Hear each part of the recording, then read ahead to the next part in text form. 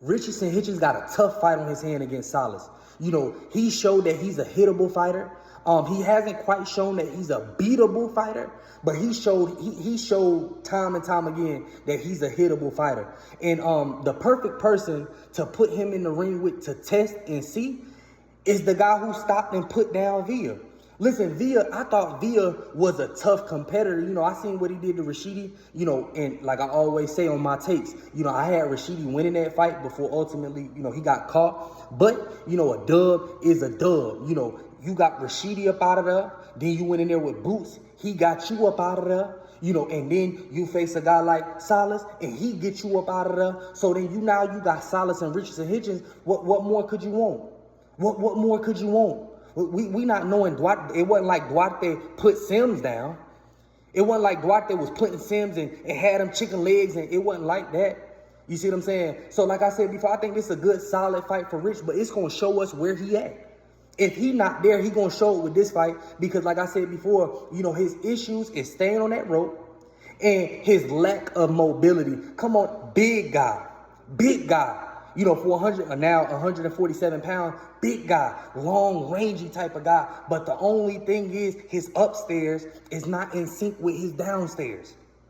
His upstairs not in sync with his downstairs. You know, up top, move real fast, but down low, real move slow. And when you go against these Hispanic fighters, Latino fighters, right, who can get in there, who come look to do damage, right? You have to be able to adjust. You have to be able to adapt because if you don't adjust and if you don't adapt, they're going to catch up to you. They're going to catch up. We've seen it happen with Broder. We seen it happen with Broner, him getting caught up with and touched up, you know, and I could see this going a similar way if Richardson Hitchens has not been improving. If he's not been improving, we know you a cute boxer. We know you got a nice jab, but let's start putting that shit together. Let's put it together because if we not going to put it together, we not going to be ready for these big fights.